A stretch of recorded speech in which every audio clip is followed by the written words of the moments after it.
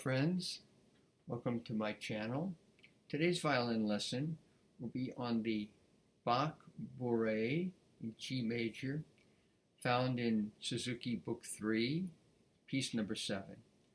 Now this piece is originally from the Cello Suites, and so when we play it, there's a certain feeling of the way a cello would play this piece, and it's necessarily not going to be a very, very fast piece. Let's look quickly at it. We have one sharp, it's cut time, so the feeling is going to definitely be in 2.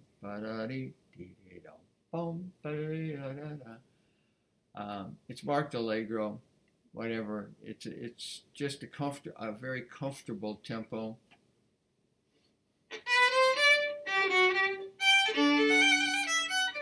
Now, I find from my students that this is a little confusing. It's a rolled chord. It's not nothing like that. Not attacking. It's, as I say again, think of how a cello might play this. And of course, it's an unaccompanied piece, so there's nobody pushing you don't have to stick with a pianist, right, or an orchestra. So I roll and then play the trill.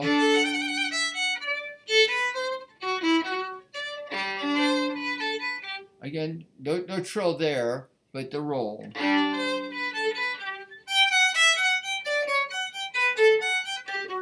I love to play this when I come down this.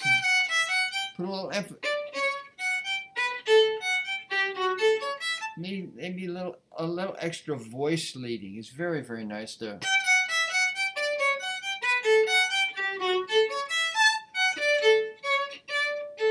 And the natural phrasing with the line dropping off. And of course you do the repeat.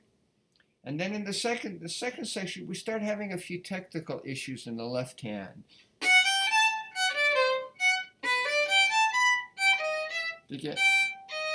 That's a hard move from G natural to D sharp. And then to get that E very, very tight over the D sharp. Then C natural. And we're doing a bridge. This is in bar 12, the end of bar 12. Bridge.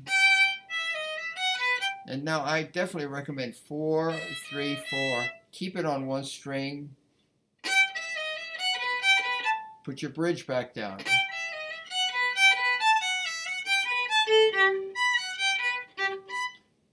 Play the 3. Before you pick up the 3, get the 4 down. I'll play the whole passage for you.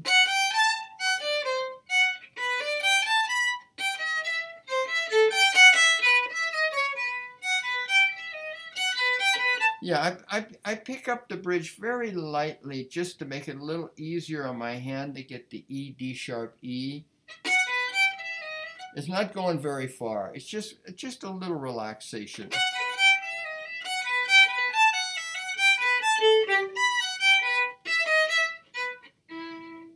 And then going ahead in bar 17, I like to play. I play 3, 1, 3. I've got the G down, the second finger G, third finger C sharp's right there. Of course, if that's too difficult for you, you can pick it up. You got the first finger to stabilize your hand, so the second finger would still work. But you know, we're playing in bar 18, we're playing the second finger G again, so it's awfully nice just to keep it right there. And as I like to say, in the heat of battle, in performance, the less things I have to think about, the better. So if I can keep my hand in really that same exact shape by using a third finger, that's easier for me. Now, this famous one for my students.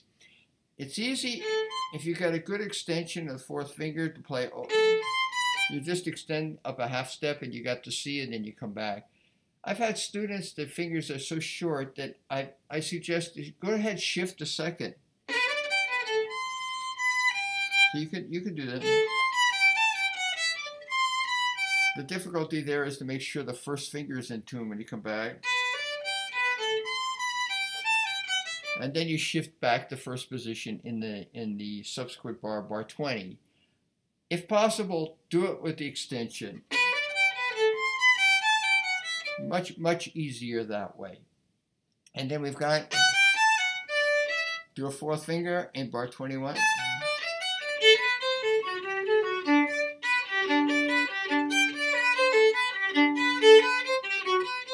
There again, I'm giving that little emphasis. Exaggerating a little for you here, but I wouldn't do it quite that much.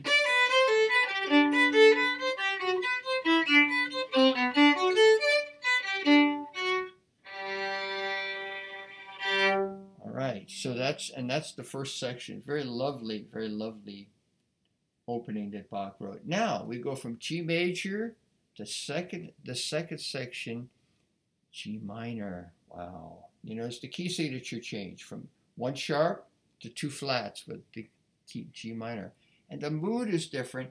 I often play a meno mosso here, less moving, so a little bit slower.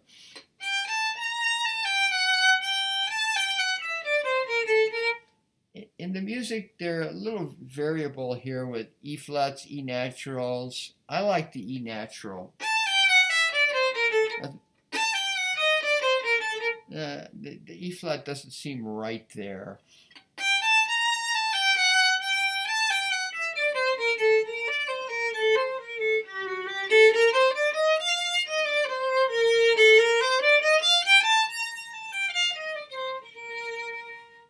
In my music, they have a little appoggiatura here. Sometimes I do it, sometimes I don't.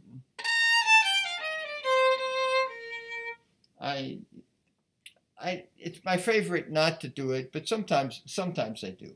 So I find from my students that this minor section is very difficult for intonation.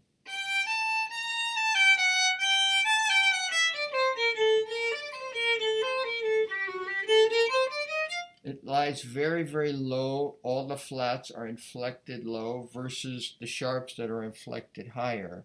So, you know, practice it slowly. I highly recommend. Record it. Listen to yourself. Second section.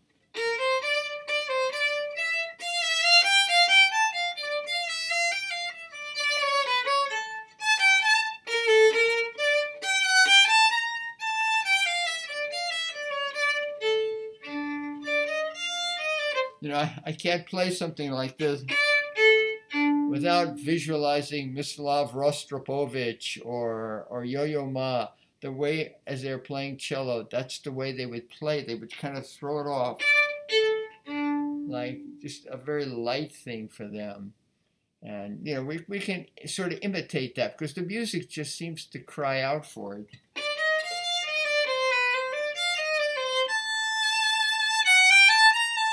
And take your time. Another E natural.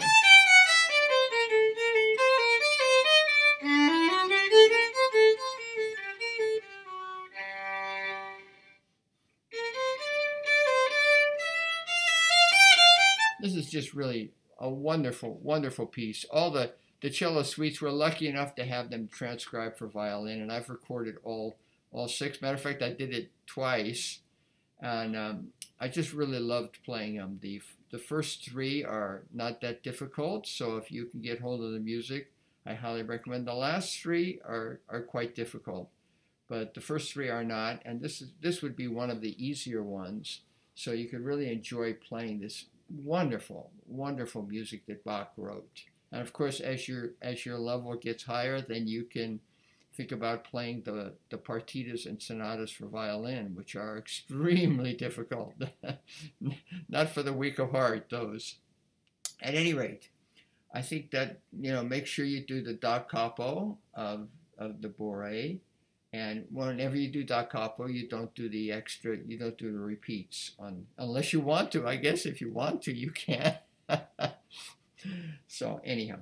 All right, so that's all I have. I hope you enjoyed this, and I hope it helps you just for these little technical things and being alerted about major, minor, and the way the inflections and the major higher, the inflection lower on the flats. So have a great day, and we'll see you on the next video.